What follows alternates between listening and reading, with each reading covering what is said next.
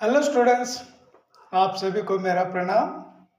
Professor की class में आप सभी का स्वागत है। स्टूडेंट्स, आज आधुनिक कविता अधिकार लेकर आपके सामने उपस्थित हूँ।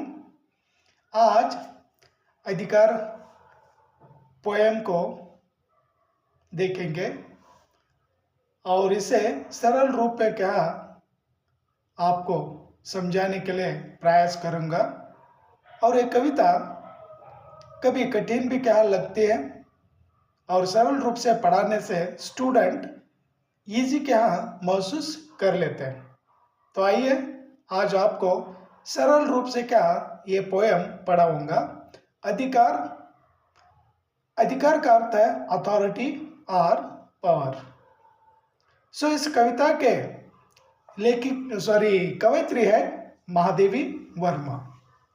सो महादेवी वर्मा द्वारा लिखित ये कविता अधिकार कविता पढ़ने से पहले या पूर्व विषय वस्तु को जान लेना आवश्यक है।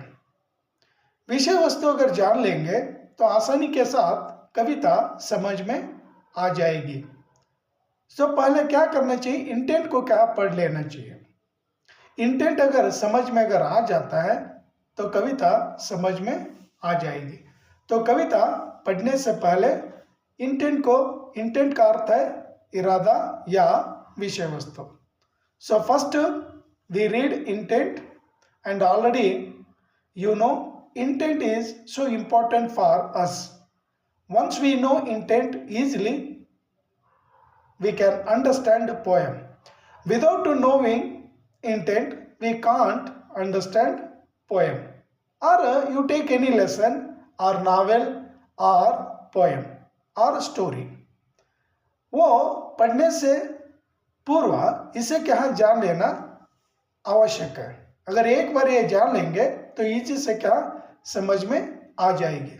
तो आइए मैं पढ़कर आपको सुनाऊंगा। स्टूडेंट्स जो भी मेरे चैनल पर नए हैं सब्सक्राइब कर लीजिए और वीडियो को लाइक करिए और अंत तक मेरे साथ बने रहिए और आप निरंतर मुझे सपोर्ट करते रहिए। तो सेकेंड पीयूसी, फर्स्ट पीयूसी और एसएसएलसी इन 3 कक्षाओं के स्टूडेंट के लिए वीडियो बनाकर आप तक पहुंचाने का काम करता रहूंगा और आप सपोर्ट करते रहिए। आइए शुरू करता हूं। प्रस्तुत कविता, प्रस्तुत मीन्स दिस पोएम। प्रस्तुत कविता अधिकार काव्य ग्रंथ निहार से ली गई है। सो ये अधिकार नामक जो कविता है, ये कविता निहार नामक कविता संग्रह से ली गई है। कविता संग्रह ने निहार एक बुक का नाम है। उस बुक में केवल क्या कविताएं हैं, पोएम्स हैं। उन सारी पोएम में से एक पोएम अधिकार ये पोएम ले चुके हैं और ली गई है ये पोएम। और इस पोएम में बौद्ध दर्शन के दुखवाद से प्रभावित महादेवी वर्मा के संपूर्ण काव्य अभिव्यक्तियों में वेदना एवं करुणा का स्वर प्रधान रूप से मुखरित हुआ है। सो यहां पर जो महादेवी वर्मा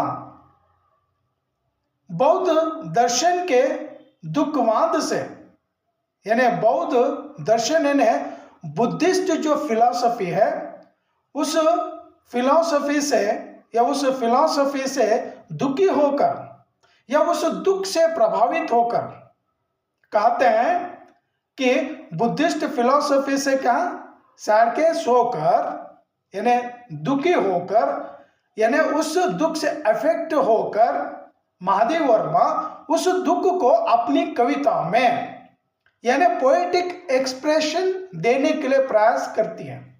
अगर कोई इंसान को दुख को अगर महसूस अगर कर लेते हैं या उनके ऊपर अगर इफेक्ट अगर हो जाता है तो उस दुख को एक्सप्रेस करना पोएटिक के रूप में, पोएम के रूप में एक्सप्रेस करने के लिए महादेवी वर्मा यहाँ पर कोशिश करती है। तो हम लोग भी कभी कभी करते हैं। When we feel sad such time we also express our feelings. Express तो हम लोग करते हैं तो यहाँ पर काव्य के माध्यम से या काव्य के रूप में यहाँ पर महादेव वर्मा उस दुख को कहा यहाँ पर एक्सप्रेस करती है कविता द्वारा। तो दुख किस तरह से प्रधान रूप से क्या मुखरित है, यानी प्रधान रूप से उस दुख को क्या दिखाने के लिए प्रयास करती है कौन, महादेवी वर्मा। नेक्स्ट क्या है देखिए, आपने वेदा का स्वागत करते हुए कहा है कि जिस लोक में अवसाद नहीं है, वेदना नहीं है, ऐसे लोक को लेकर क्या होगा। महादेव वर्मा कहने लगती हैं, क्या कहती है, आपने यानी महादेव वर्मा उस वेदना को, उस दुख को क्या वेलकम करती है। वेलकम करना, वे अपने जीवन में दुख को क्या स्वीकार करती है। स्वीकार करना, we also accept when we see sad, when we see वेदना, वी एक्सेप्ट, उसका वेलकम करना चाहिए। महादेव वर्मा भी वेलकम करती है।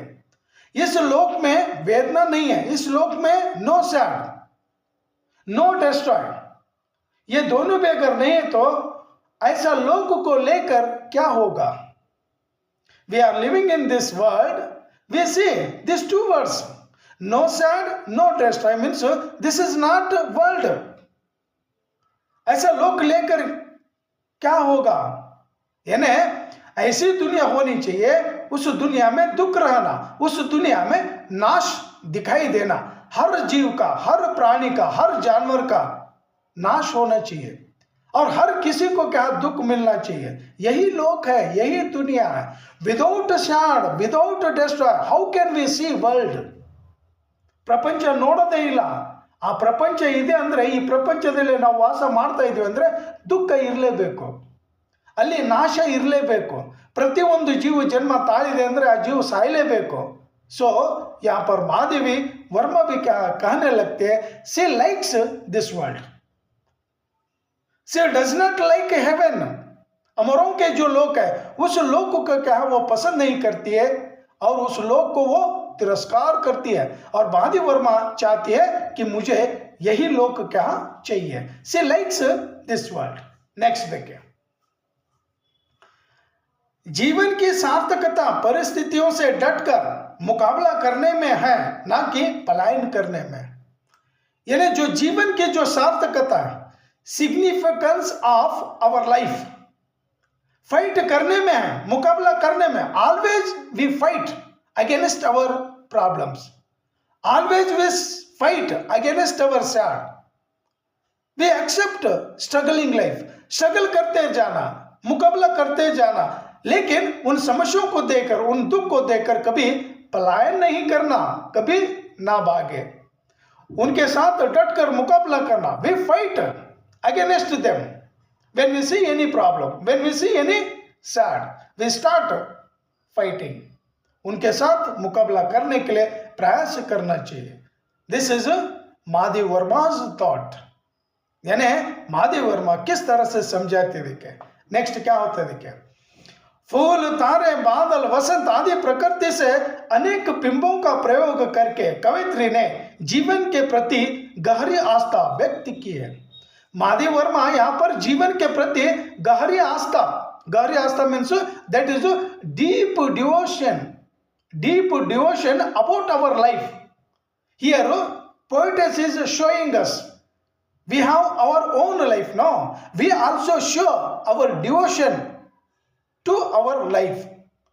हम अपने जीवन को, जिंदगी के बारे में आस्था दिखानी चाहिए।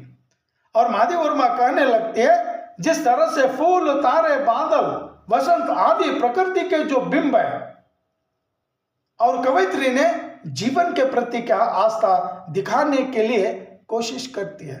हमें जो भी लाइफ मिला है उस जीवन को, उस लाइफ को क्या पसंद कर लेना चाहिए। We like our life, God has given us this life, no always we like our life, इसे हेट कभी नहीं करना चाहिए। और यहाँ पर उन बिंबों को, जो प्रतिबिंब है, फूल तारे बादल वसंत, वसंत यानी रेनी सीजन, इन चारों चीजों के साथ हमारा जो जीवन है उस जीवन का क्या तुलना करने लगते हैं कौन, महादेवी वर्मा। कवयित्री को वेदना का वह रूप प्रिय है जो मनुष्य के संवेदनशील हृदय को समस्त संसार से बांध देता है। यानी महादेवी वर्मा कहने लगते हैं, कवयित्री को महादेव वर्मा को वेदना दुख बहुत ही क्या पसंद है। She likes sad. Why she likes sad, इसका उत्तर महादेव वर्मा देने लगते हैं यही दुख यही वेदना हमारे बीच संबंधों को क्या बनाए रखता है। इस संसार में हमारे बीच जो संबंध है उन संबंधों को बनाए रखने का काम कौन करता है? दुख करता है। फॉर एग्जाम्पल घर के लोग या फैमिली जो मेंबर्स होते हैं उन मेंबर्स में से किसी को अगर कुछ हो जाता है तो सारे फैमिली मेंबर्स को क्या दुख होता है, दर्द होने लगता है। That is a deep relationship between family members. और इसलिए लोगों को ये दुख क्या बांध कर रख देता है। और इसलिए महादेव वर्मा चाहती है I want sad, she likes only sad. और इस दुनिया को पसंद करती है, जिस दुनिया में दुख है, जिस दुनिया में नाश होता है उसे पसंद करती है। She does not like heaven, अमरों के लोग को कभी नहीं चाहती है। नेक्स्ट क्या होता है देखिए, वे अमरों के लोग को भी ठुकरा कर अपने अपने मिटाने के अधिकार को बनाए रखना चाहती है। देखिए ये कैसी बात है। देखिए अमरों के लोग को भी, हेवन को भी वो ठुकराती है। ठुकराना मीन्स रिजेक्ट करती है, तिरस्कार करती है, हेट करती है। और यहाँ पर वो पसंद करती है मुझे इस लोक में मिटने का जो अधिकार है, मैं मर जाऊंगी या मर जाएंगे हम, लेकिन मिटने का जो अधिकार है, वी हैव अथॉरिटी, हम लोग मर जाएंगे। दैट इज हमारा पावर है। उस पावर से, उस अथॉरिटी से, अधिकार से हम मर जाएंगे। और मरना क्या वो चाहती है, अमरों के लोग कभी नहीं चाहते। अमर है वो लोग मरते नहीं है, उनके लिए नाश नहीं है। देवी देवताओं के लिए मृत्यु नहीं है, वो कभी मरते नहीं है। Those are in heaven but we are in this world. यहाँ पर सारी चीजें होती है। जीवन में वेदना की अनुभूति का महत्व तथा संघर्ष पथ को निरंतर आगे बढ़ाने का संदेश देने हेतु तो इस कविता का चयन किया गया। स्टूडेंट्स ये पोयम आपके लिए क्यों रखे? जीवन में वेदना की अनुभूति हमें एक्सपीरियंस होना चाहिए। How is sad we don't know, at least experience पाना। हमें अगर दर्द होता है तो वी नो दैट पेन, और अनुभूति होना चाहिए। और उसके साथ इंपोर्टेंस ऑफ स्ट्रगल, हम लोग उसका महत्व नहीं जानते। स्ट्रगल कैसे करना, संघर्ष कैसे करना, उस संघर्ष का जो महत्व के बारे में संदेश देने हेतु या समझाने के लिए यह पोयम आपके लिए रखे। स्टूडेंट्स हमेशा के लिए याद रखिए मनुष्य का जीवन कैसा है, मनुष्य का जीवन का संघर्षमय जीवन है। How is our life? Our life is a struggling life and always we remember no struggle means no life, no sad means no life. And so many times I told you problem means life, life means problem, pain means life, life means pain. तो यही समझाने के लिए, ये message student को देने के लिए ये पोएम क्या आपके लिए रखे। तो यहाँ पर स्टूडेंट्स ये इंटेंट क्या समाप्त हो जाता है। नेक्स्ट वीडियो में इसका जो दूसरा पार्ट बनाऊंगा और उसमें क्या व्याख्यान करूंगा, एक्सप्लेन क्या करता चला जाऊंगा। This story is so good story. अगर आसानी के साथ अगर आप समझ लेंगे या ध्यान से अगर सुन लेंगे तो समझ में क्या आ जाएगी। थैंक यू स्टूडेंट्स, ये वीडियो यहीं पर समाप्त करूंगा और अगली क्लास में फिर हम मिलेंगे और इसी कविता को आगे बढ़ाऊंगा। थैंक यू, धन्यवाद। जय हिंद, जय कर्नाटक।